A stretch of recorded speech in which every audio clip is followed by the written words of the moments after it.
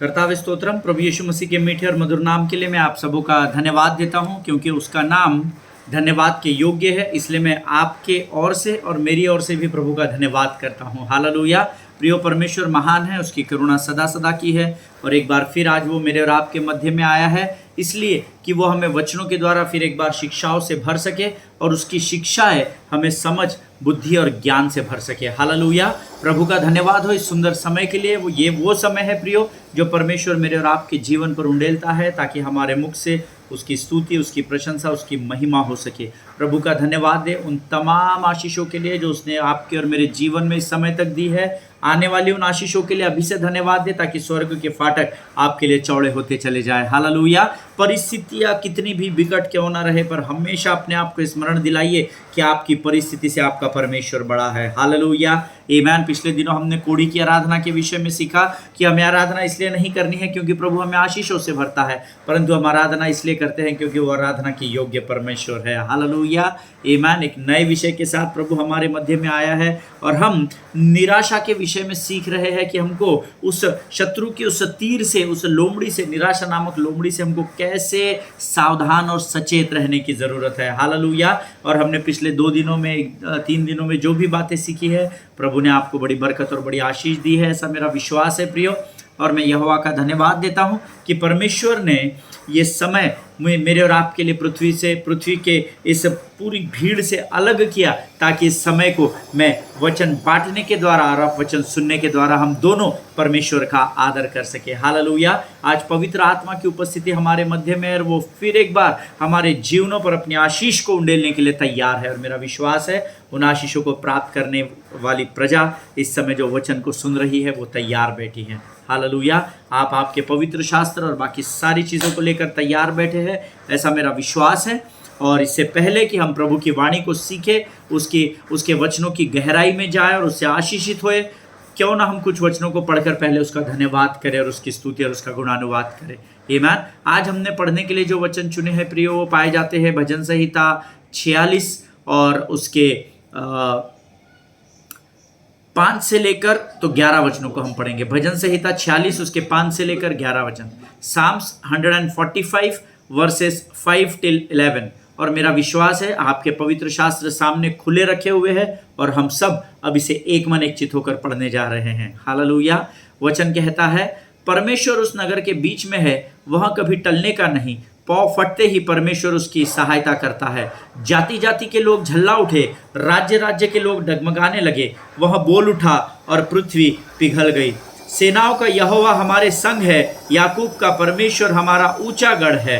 परमेश्वर का वचन आगे कहता है, आओ यहोवा के महाकर्म देखो कि उसने पृथ्वी पर कैसा कैसा उजाड़ किया है। वह पृथ्वी की छोर तक लड़ाइयों को मिटाता है और वह धनुष को तोड़ता और भालों को 2 टुकड़े कर डालता है और रथों को आग में झोंक देता है। चुप हो जाओ और जान लो कि मैं ही परमेश्वर हूँ। मैं जातियों में महान हूँ, मैं पृथ्वी भर में महान हूँ। हालेलुया। सेनाओं का यहोवा हमारे संग संग है और याकूब का परमेश्वर हमारा ऊंचा गढ़ है। हालेलुया। परमेश्वर इन पढ़े हुए वचनों पर हम में से प्रत्येक को आशीष दे। वचन कहता है, परमेश्वर उस नगर के बीच में है, वह कभी टलने का नहीं। पाँव फटते ही परमेश्वर उसकी सहायता करता है। हालेलुया। परमेश्वर उस नगर के बीच में है। नगर में लोग रहते हैं, अर्थात जहाँ 2 या 3 लोग एक साथ एक मन एक चित एक आत्मा होकर परमेश्वर का आनंद और उसका धन्यवाद करने के लिए इकट्ठा होते हैं। परमेश्वर का वचन कहता है वो उनके मध्य में बसता है। हालेलुया। और वह कभी टलने का नहीं। वो भीड़ कम देखकर वापस नहीं चला जाता। लोग भीड़ कम रहती है तो पासवान प्रचार नहीं करते हैं। वो बोलते हैं आराधना की टीम को भीड़ आने तक प्रचार करने दो, मैं तो भीड़ आने के बाद प्रचार करूंगा। धन्यवाद हो यीशु नासरी का, मैं ऐसे परमेश्वर की आराधना करता हूँ जो 2 या 3 लोगों में मौजूद हो जाता है। हालेलुया। आमीन। आगे वचन कहता है, जाति जाति के लोग झल्ला उठे, राज्य राज्य के लोग डगमगाने लगे। वह बोल उठा और पृथ्वी पिघल गई। हालेलुया। राज्य राज्य के लोग डगमगाने लगे। उसकी वाणी में इतनी सामर्थ है कि उसका वचन कहता है जब परमेश्वर बोलता है तो उसके शब्द मात्र के अनुसार बातें होने लगती है। उसने कहा आकाश और पृथ्वी का जब उसने निर्माण किया, उसने जिन भी बातों को बोला, what ever word he spoke, जो कोई भी शब्द उसने बोले, उस शब्दों के अनुसार पृथ्वी और आकाश में बदलाव होने लगे। हालेलुया, ईमान। और वचन में लिखा है पृथ्वी पिघल गई। ईमान। मैं और आप उस महान परमेश्वर की आराधना करते हैं जिसके शब्द मात्र से पृथ्वी भी उसको दंडवत करने लगती है। हालेलुया। सेनाओं का यहोवा हमारे संग संग है, याकूब का परमेश्वर हमारा ऊंचा गढ़ है। हालेलुया। इस बात को कभी भी नहीं भूलना। जिसने आकाश बनाया, जिसने पृथ्वी बनाई, जो सर्वशक्तिमान प्रभु है, वो यहोवा हमारे संग संग है। सेनाओं का यहोवा हमारे संग संग है, याकूब का परमेश्वर हमारा ऊंचा गढ़ है। आमीन। वचन कहता है सेनाओं का यहोवा हर परिस्थिति में, हर हालात में हमारे संग संग चलने वाला परमेश्वर है। 8वां वचन कहता है आओ यहोवा के महाकर्म देखो कि उसने पृथ्वी पर कैसा कैसा उजाड़ किया है। हालेलुया। वो आपको और मुझे इनवाइट करता है, आकर देखो परमेश्वर के महाकर्म को, देखो परमेश्वर के आश्चर्य कर्मों को, देखो इस पृथ्वी के और इस सृष्टि के, और अपने ध्यान को लगाओ, सोचो, अपने मन पर, अपने विचारों पर जोर डालो और सोचो कि कैसे शब्द मात्र से हजारों वर्ष से सूर्य अपने स्थान पर टिका हुआ है, कैसे हजारों वर्ष से चंद्रमा और तारांगण और पूरा का पूरा सैटेलाइट, अपने पूरा का पूरा जो भूमंडल है वो अपने स्थानों पर टिका हुआ है। हालेलुया। प्रभु आज हमको कह रहा है प्रियो कि ये आओ और उसके महाआश्चर्य कर्म को देखो। हालेलुया। वह पृथ्वी की छोर तक लड़ाइयों को मिटाता है, वह धनुष को तोड़ता और भालों को 2 टुकड़े कर डालता है और रथों को आग में झोंक डालता है। अर्थात वो पृथ्वी की छोर तक की लड़ाइयों को मिटाता है। अर्थात जो कोई भी इस पृथ्वी पर धर्मी के विरोध, परमेश्वर की प्रजा के विरोध में कार्य करता है, वचन कहता है उन लड़ाइयों को मैं मिटाता हूं। इन दिनों इजराइल का और हमास का वॉर चल रहा है, हम सब जानते हैं, और मैं आपको इस बात की शाश्वती दिलाता हूं, विश्वास दिलाता हूं, आने वाले समयों में इजराइल देश से अनगिनत और अद्भुत गवाहियों को परमेश्वर खड़ा करेगा। हालेलुया।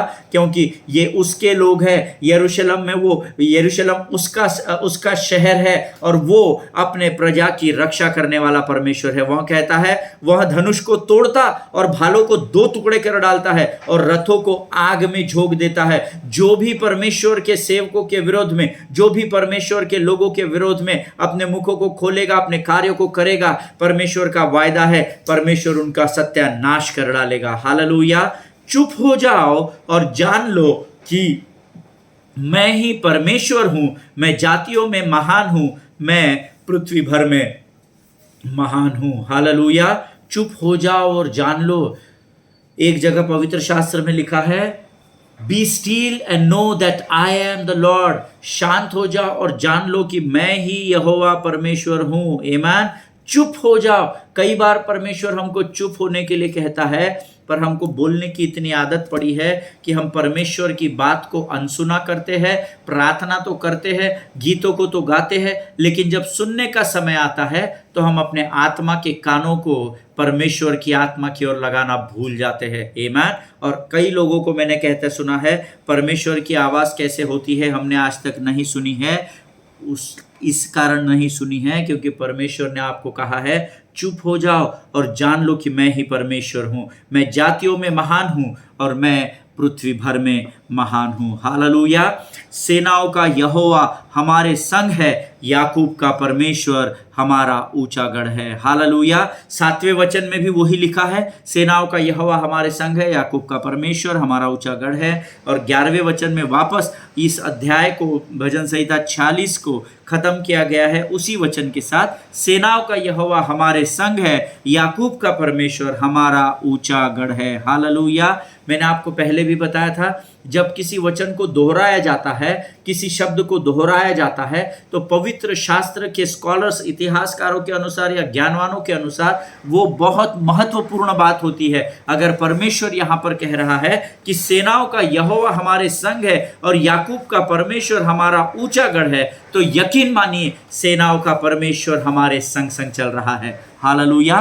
परमेश्वर इन वचनों के द्वारा आपको बड़ी बरकत और बड़ी आशीष दे। ये समय है जब हम अपना समर्पण परमेश्वर को करेंगे और हम आने वाले वचनों के लिए जो प्रभु का आत्मा हमें सिखाने जा रहा है, हम नम्रता के साथ अपना समर्पण करते हुए उन वचनों को ग्रहण करें। आइए हम दुआ करें। खुदावंद प्रभु यीशु मसीह के मीठे और मधुर नाम के लिए हम तुझे धन्यवाद देते हैं राजा। प्रभु इस समय हम प्रार्थना करते हैं इजराइल देश के लिए, उसके चारों ओर हम यीशु नासरी के पवित्र लहू को लगाते हैं। अंधकार की ताकतों को यीशु नासरी के नाम से हम उस देश से खदेड़ते हैं परमेश्वर पिता। प्रभु जी, उनके विरोध में उठने वाले शत्रु के हर एक युक्ति योजनाओं का खंडन हम यीशु के नाम से करते हैं। तू उनकी सुधि लेने वाला परमेश्वर है, क्योंकि वो तेरी जाति है परमेश्वर पिता, वे तेरे लोग हैं प्रभु। और हम विश्वास करते हैं आने वाले दिनों में उस देश से अद्भुत और अनगिनत गवाहियों के बादलों को तू प्रभु इस भूमंडल पर मंडराने जा रहा है परमेश्वर पिता। प्रभु जी, इस समय हम अपने शरीर, प्राण, आत्मा और बुद्धि को तुझे सौंपते हैं राजा।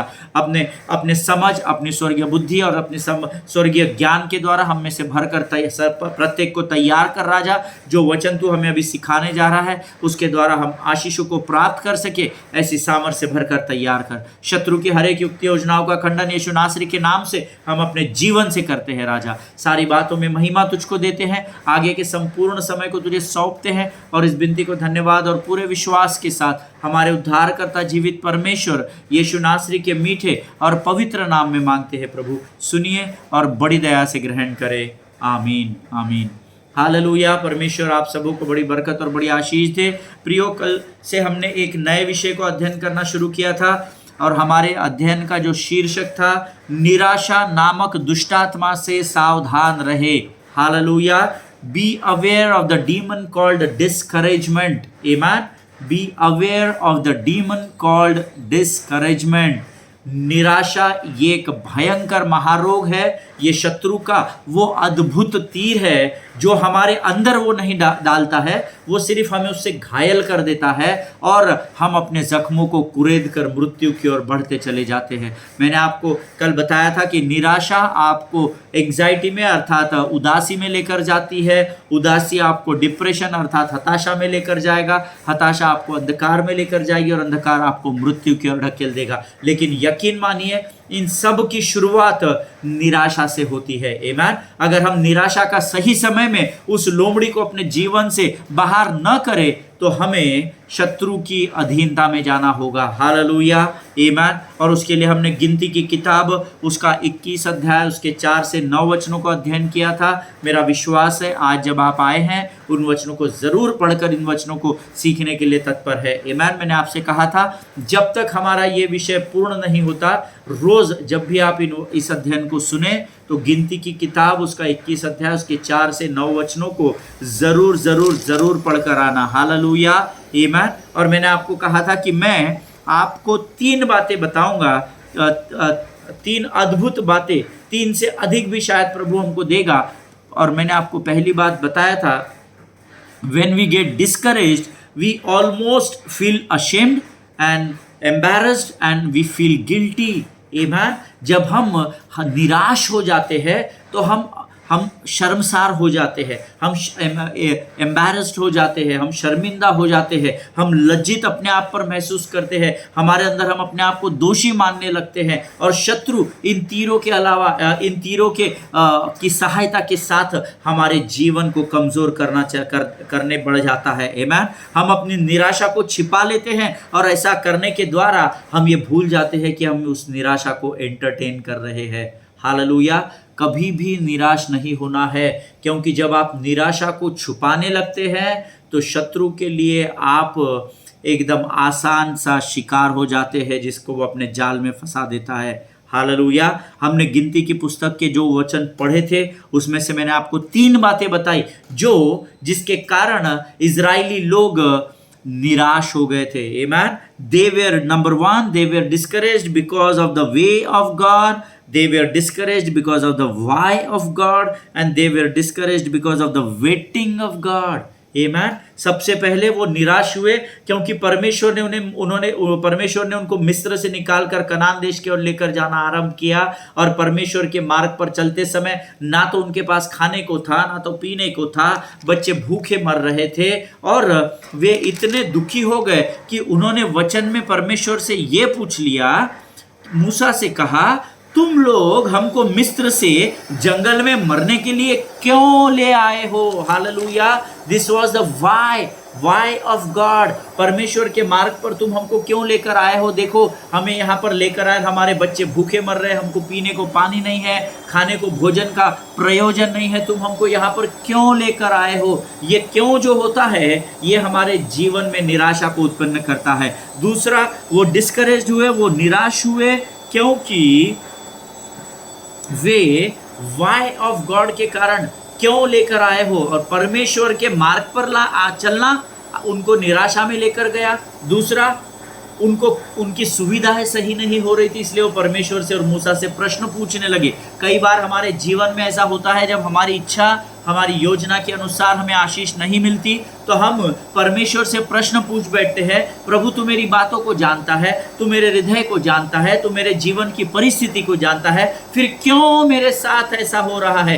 क्यों मैं उन्नति नहीं पा रहा हूँ? क्यों मेरी बढ़ती नहीं हो रही है? क्यों मैं फेल होता चला जा रहा हूँ? और ये क्यों है जो आपको निराशा में डुबाता चला जाता है? हालेलुया। और तीसरा जो प्रश्न था, they were discourage because of waiting of God. Hallelujah. और ये सबसे कॉमन प्रश्न है, ये सबसे अधिक समय धर्मी के जीवन में होता है, क्योंकि हम अपनी इच्छा और अपनी योजना के अनुसार परमेश्वर से आशीषों को प्राप्त करना चाहते हैं। आमीन। हम परमेश्वर पर ठहरे रहना नहीं चाहते, परंतु यशायाह की पुस्तक उसका 40 अध्याय उसका 31 वचन कहता है, Those who wait upon the Lord will renew their strength। जो परमेश्वर पर ठहरे रहेंगे वे नया बल प्राप्त करेंगे। हालेलुया। आमीन। प्रियो, कल हमने कुछ अद्भुत बातों को सीखा था और आज हम इससे आगे बढ़ेंगे। कई बार मैं और आप इसलिए भी निराश होते हैं क्योंकि हमें परमेश्वर पर ठहरे रहना होता है, क्योंकि हम हमारी सोच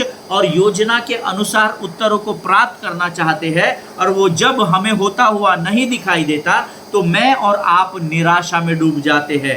Many times discouragement is born when we compare ourselves with somebody else। Amen। कई बार हमारे जीवन में निराशा तब भी आती है जब हम अपनी तुलना दूसरों के साथ करने लगते हैं, और ये बहुत कॉमन ग्राउंड है धर्मी के जीवन का। जब हम अपने से बड़े व्यक्ति की ओर देखते हैं, उसकी उन्नति की ओर देखते हैं, अरे उसके घर में ऐसा है, उसके घर में वो सुविधाएं हैं, और जब हम उसकी ओर देखने लगते हैं तो हम निराश हो जाते हैं। हालेलुया। और ये बहुत कॉमनली होता है, बट यकीन मानिएगा जब हम अपने आप को दूसरे से कंपेयर करने लगते हैं तो जाने अनजाने में निराशा की आत्मा हम पर धीरे धीरे हावी होने लगती है। हालेलुया। लेकिन मैं आपको आज एनकरेज करना चाहता हूँ, stop doing it and remember where you came from. Hallelujah. दूसरे की बढ़ती की और देखकर उससे डाह और ईर्ष्या न करे, क्योंकि डाह और ईर्ष्या करना आपको निराशा में डुबा देता है। लेकिन वैसा करने से अच्छा है आप अपने पुराने जीवन के बारे में सोचिएगा। अगर आज आपके पास खुद का घर है तो जब आपने अपने जीवन की यात्रा शुरू की थी, क्या आपके पास खुद का घर था? जब आपने अपने जीवन की जॉब्स को चालू किया था, जब धन कमाना शुरू किया था, तो क्या आपकी सैलरी, आपका पैकेज आज के पैकेज के इतना था क्या? उन बातों को स्मरण करना। आज आप 4 व्हीलर में घूमते हैं क्या? जब आपने प्रभु के साथ यात्रा शुरू की तब आपके पास 4 व्हीलर थी क्या? जब हम अपने पुराने समयों को याद करेंगे ना तो हम निराश नहीं होंगे, बल्कि घुटनों पर आकर यहोवा का धन्यवाद करेंगे। हमेशा याद रखिए, जब हम अपने से ऊपर वालों की ओर देखते हैं, उनकी तरक्की से ईर्ष्या और डाहा करने लगते हैं, अरे उनके जीवन में इतनी आशीषें कैसे है? एक ही कमाने वाला है, हमारे यहाँ तो हम 5 लोग कमाते हैं, 6 लोग कमाते हैं, फिर भी हमारे जीवन में आशीषें नहीं है। नहीं, आपको ये करना बंद करना पड़ेगा, क्योंकि ये बातें मुझे और आपको निराशा की ओर ढकेलती है। हालेलुया। मैं आपको इस बात की खातिरी दिलाना चाहता हूं प्रियो, जब आप अपने पुराने समयों को स्मरण करेंगे कि आप प्रभु में आने से पहले आपकी दशा और दिशा क्या थी, और परमेश्वर ने आज आपको उत्तम स्थान पर लाकर रख दिया है, तो आप परमेश्वर को धन्यवाद देंगे। हालेलुया। हमेशा याद रखिएगा, जब हम अपने पुराने समयों को देखिए, पुराने पापों को स्मरण मत कीजिए, क्योंकि वचन तो कहता है मैंने तुम्हारे पापों को उदयाचल से अस्ताचल जितनी दूर है उतनी दूर कर दिया है। लेकिन शैतान क्या करेगा? आपको पुराने पापों को स्मरण दिलाएगा। पापों को स्मरण नहीं करना है। आप अपने जीवन की दशा और दिशा, किस दिशा में आप घूम रहे थे, किस दशा में आप पड़े हुए थे, आप उन बातों को जब स्मरण करेंगे तो आप निराश नहीं होंगे। क्योंकि मैं आपसे खातरी से इस बात की मैं आपको गारंटी देता हूं कि जिस दिन आपने यीशु मसीह में उद्धार पाया और अपनी यात्रा को यीशु मसीह के मार्ग पर शुरू किया, उस दिन से आज तक परमेश्वर आपको महिमा से महिमा की ओर लेकर बढ़ा है, विजय से विजय की ओर लेकर बढ़ रहा है। हालेलुया। इसीलिए कभी भी हताश और निराश मत होइए। Don't compare yourself to others, but to remember how far you have come and where have you started. Hallelujah. अपने उन पुराने दिनों को स्मरण करके आज के इस पवित्र और भव्य दिन के लिए परमेश्वर का धन्यवाद देना सीखे। जो परमेश्वर ने हमें दिया है उसको स्मरण करके प्रभु को धन्यवाद देने के बजाय जब हम अपने आप की तुलना दूसरों से करने लगते हैं, तब निराशा हमें जकड़ने लगती है। यार, उसको 50,000 सैलरी है, मेरे को तो 30,000 सैलरी है। जब आप 30,000 के लिए धन्यवाद देंगे ना बिना भूले, तो परमेश्वर उस 30,000 को 3 लाख में बदलने वाला परमेश्वर है। हालेलुया। लेकिन निराशा को अपने आसपास भी नहीं आने देना। दूसरा मुख्य कारण, जो लोग नोट्स लिखते हैं वो लिख लीजिए, दूसरा मुख्य कारण जो हमें निराशा की ओर ढकेलता है, that is when you are trying to force fruit out of season. आप निराशा में तब पड़ते हैं जब ऋतु आने से पहले आप फल की अपेक्षा करने लगते हैं। समय से पहले आप परमेश्वर से आशीषों को जब पाना चाहते हैं, वो एक मुख्य कारण है जो मुझे और आपको निराशा में लेकर जाता है। हालेलुया। सचेत रहना, सावधान रहना, क्योंकि शैतान चालाक है। The devil is a deceiver. मैंने आपको ये वचन कई बार बताया है। सचेत रहो और जागते रहो, क्योंकि तुम्हारा विरोधी शैतान गरजने वाले सिंह के समान इस ताक में रहता है कि तुमको कब फाड़ खाए। हालेलुया। वो हर एक को फाड़ता नहीं है, क्योंकि उसकी इतनी औकात नहीं है, लेकिन वो इस ताक में रहता है। जब आप परमेश्वर की संगति से दूर हो जाते हैं, जब आप प्रभु के पवित्र शास्त्र के वचन पढ़ना छोड़ देते हैं, जब आप आराधना करना छोड़ देते हैं, जब प्रभु का धन्यवाद देना छोड़ देते हैं, तो आप कमजोर होने लगते हैं। और वो इस ताक में रहता है कि वो ऐसे धर्मी पर झपटा मारे जो प्रार्थना और उपवास के द्वारा उसके विरोध में खड़ा ना हो सके। हालेलुया। प्रार्थना और उपवास में वही खड़ा होगा जो परमेश्वर की संगति में बना रहेगा। ईमान। तो दूसरा मुख्य कारण यह है कि समय आने से पहले हम फल को प्राप्त करना चाहते हैं। हालेलुया। लेकिन ऐसा संभव नहीं होता है, इसीलिए हम निराशा में ढकेले जाते हैं। वचन में लिखा है, जब तक आकाश और पृथ्वी बने रहेंगे तब तक बोने और काटने की प्रक्रिया या उसकी प्रोसेस चलती रहेगी। हालेलुया। कब तक चलती रहेगी? जब तक आकाश और पृथ्वी बने रहेंगे तब तक बोने का एक ऋतु होगा, काटने का एक ऋतु होगा। बोने का एक समय दिया गया है, काटने का एक समय दिया गया है, और ये परमेश्वर के दोबारा आगमन तक ऐसा ही चलता रहेगा। क्यों चलता रहेगा पास्टर साहब? क्योंकि परमेश्वर अपनी वाचा को बदलता नहीं है। There is no plan B in the kingdom of God. परमेश्वर के राज्य में कोई बैकअप प्लान नहीं होता। जो परमेश्वर के वचनों में होकर निकलेगा वही आशीषों के द्वार तक पहुंचेगा। Hallelujah. There is a promise of seed time and harvest time in the word of God. Hallelujah. सबोपदेशक की किताब में बोने के समय के विषय में और काटने के समय के विषय में लिखा हुआ है। अब हम धर्मी लोग जब इस वचन को पढ़ते हैं तब हमें बोना और काटना तो याद रहता है, लेकिन इसके साथ जो शब्द इन दोनों शब्दों के साथ जोड़ा गया है वो हम भूल जाते हैं, और वो है समय। The time is very very very important.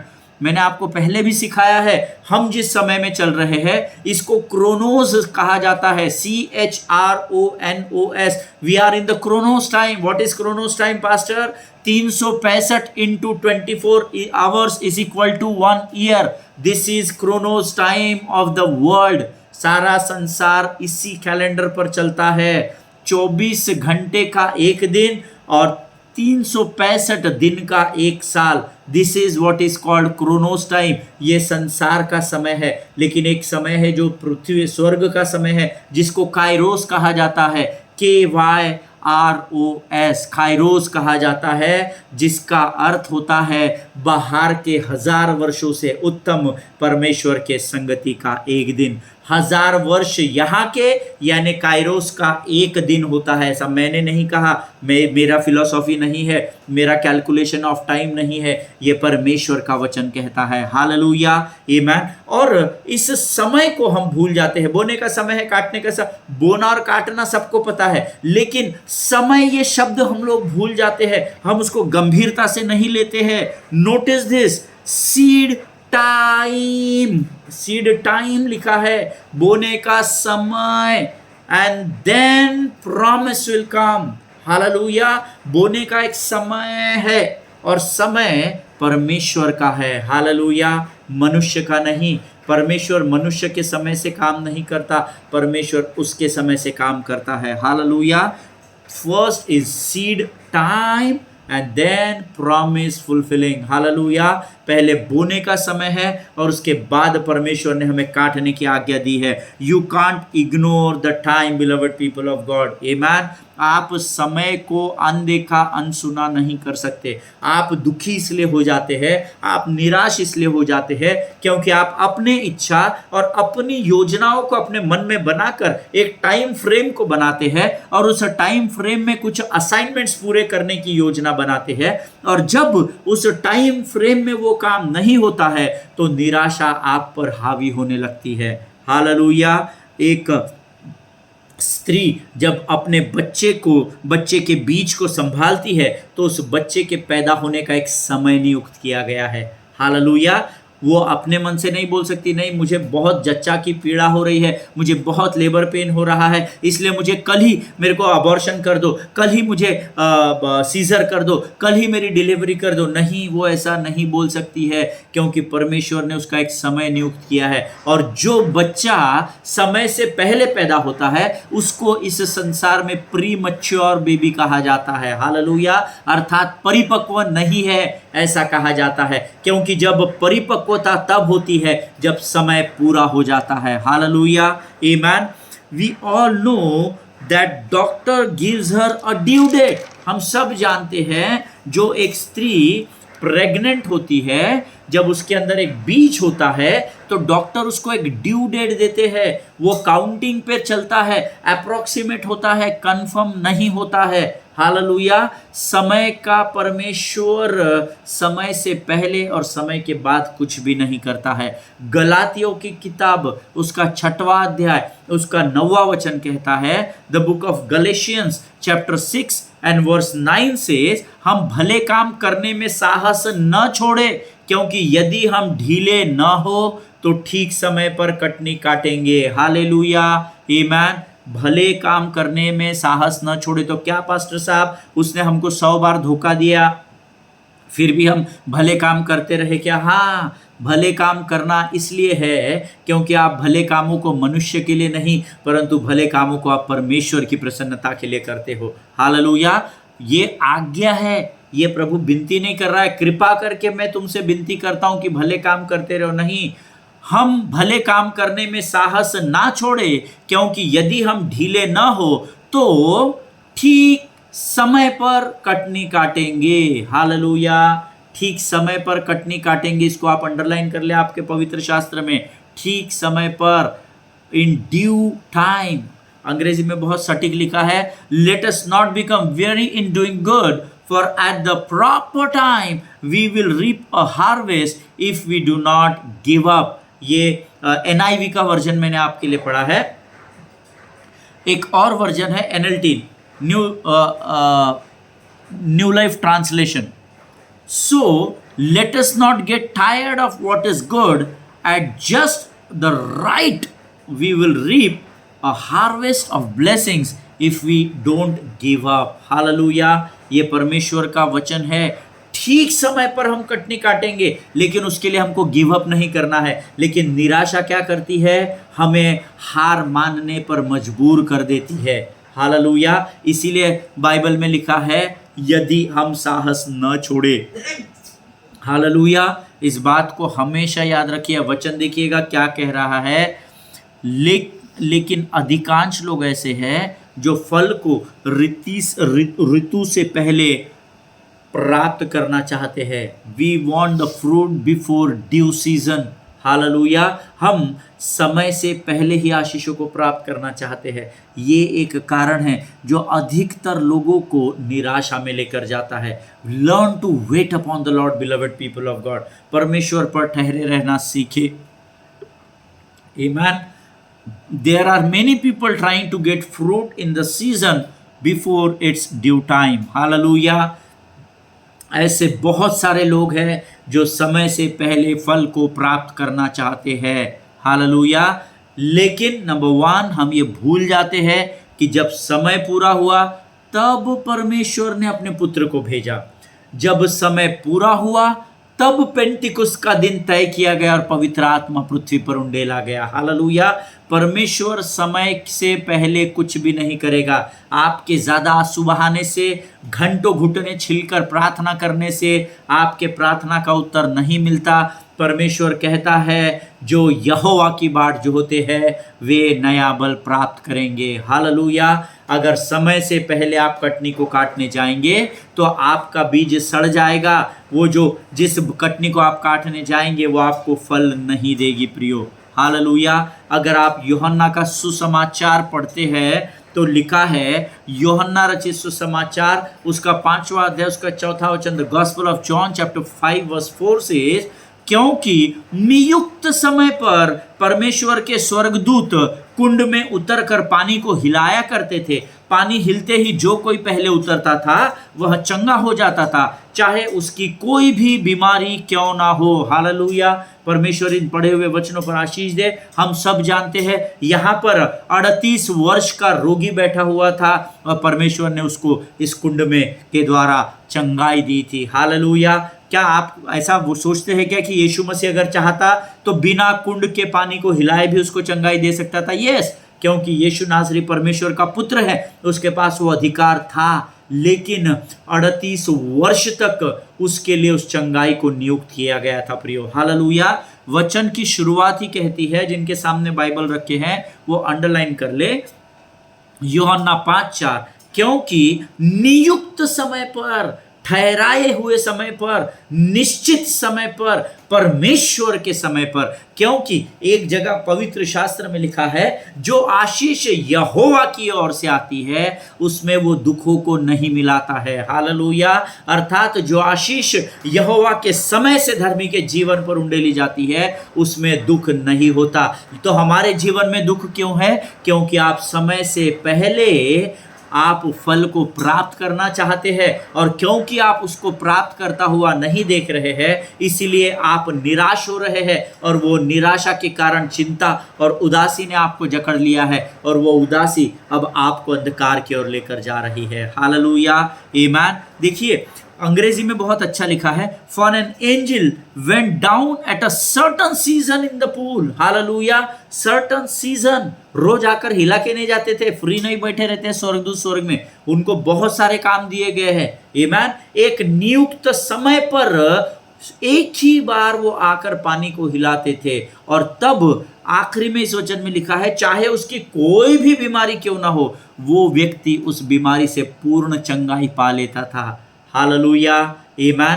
प्रियो, हमारे निराशा का दूसरा कारण भी यह है कि हम समय से पहले फल को प्राप्त करना चाहते हैं। देखिए चंगाई को प्राप्त करने वाली भीड़ इस बात को जानती थी कि उन्हें चंगाई उनके समय या योजना के अनुसार नहीं परंतु एक विशेष नियुक्त किए गए समय में ही प्राप्त होगी, इसीलिए वो उसी समय पर वहां पर पहुंचते थे। आमीन। हम समय से पहले ही पहुंच जा रहे। परमेश्वर के मंदिर में समय से पहले पहुंचने के लिए आज्ञा दी गई है, कोई नहीं पहुंच रहा है। एयरपोर्ट में 4 घंटा पहले पहुंच रहे, मूवी में 2 घंटा पहले पहुंच रहे, रेलवे स्टेशन पर आधा घंटा पहले पहुंच रहे, ऑफिस में समय से पहले पहुंच रहे। लेकिन परमेश्वर के मंदिर की बात आती है तो वहां पर हम समय से नहीं पहुंच रहे, लेकिन आशीष हमें समय से पहले चाहिए। जिनके सुनने के कान हो वो सुन ले। अगर आप परमेश्वर का समय से आदर नहीं करेंगे तो निराशा आपके जीवन को जकड़ लेगी। इस बात को याद रखिएगा। हालेलुया। ये सब लोग जानते थे कि वर्ष में एक ही बार नियुक्त किए गए समय पर स्वर्गदूत आकर कुंड को हिलाएगा। हालेलुया।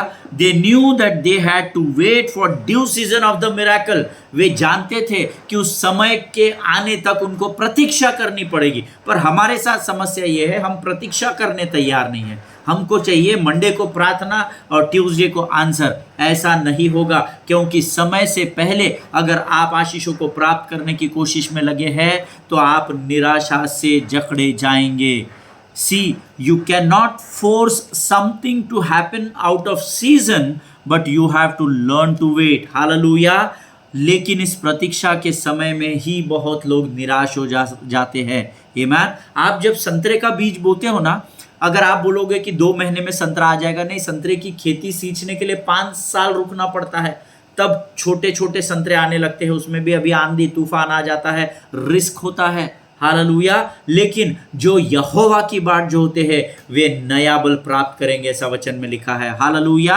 आप किसी चीज को, एक बच्चा जो उसके माता के गर्भ में है, आप उसके समय से पहले आप उसको बाहर आने के लिए एक्सपेक्ट नहीं कर सकते। नहीं, कल के कल ही आ जा, फिर मुझे आउट ऑफ स्टेशन जाना है, मुझे बाहर जाना है, फिर मैं 1 महीना आउट ऑफ कंट्री जा रहा हूं, फिर डिलीवरी के समय में रहूंगा नहीं, तो डॉक्टर साहब अभी बच्चा दे दीजिए। नहीं, you cannot force something to happen out of its season. आप उसके समय से पहले किसी बात को जबरदस्ती से उत्पन्न नहीं कर सकते हैं।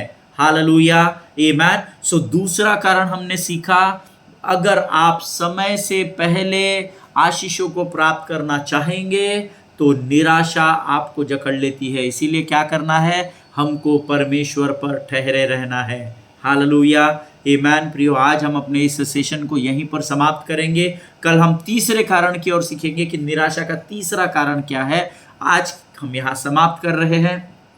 आइए प्रियो, प्रभु के सिखाए गए वचनों के लिए हम यहोवा का धन्यवाद करें। खुदावंद प्रभु यीशु मसीह के मीठे और मधुर नाम के लिए हम तुझे धन्यवाद देते हैं। राजा, सारी बातों में महिमा तुझको देते हैं। तू आदर और महिमा के योग्य परमेश्वर है। आज वचन के द्वारा तूने हमसे फिर से एक बार बातचीत की राजा, और तुझ पर ठहरे रहने के विषय में तूने हमें बताया राजा। प्रभु जी, हम तेरा धन्यवाद देते हैं। हमें निराश करने वाली शत्रु की हर एक युक्ति योजनाओं का खंडन यीशु नासरी के नाम से हम करते हैं। परमेश्वर पिता, शत्रु की हर एक युक्ति योजनाओं को यीशु नासरी के नाम से हम नेस्तनाबूद करते हैं। राजा प्रभु जी, जो वचन आज हमने सीखे हैं वो हमारे जीवन के अंत तक बांटने वाले और सुनने वाले के कानों में और वो हृदय और मांस में और विचारों और स्मरण शक्ति में बने रहे। ऐसी बुद्धि और ज्ञान से भरकर हमें तैयार कर राजा। अपने आप को यीशु मसीह के लहू में डुबोते हैं। आगे का संपूर्ण समय तुझे सौंपते हैं राजा, और इस विनती को धन्यवाद के साथ यीशु नासरी के मीठे और पवित्र नाम में मांगते हैं। सुनिए और बड़ी दया से ग्रहण करें।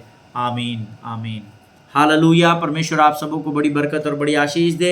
एक दूसरे के लिए प्रार्थना करते रहे। अपने पासवानों के लिए, उनके परिवारों के लिए ज़रूर प्रार्थना करें। इजराइल के लिए ज़रूर प्रार्थना करें। सभी को जय मसीह की। God bless you all.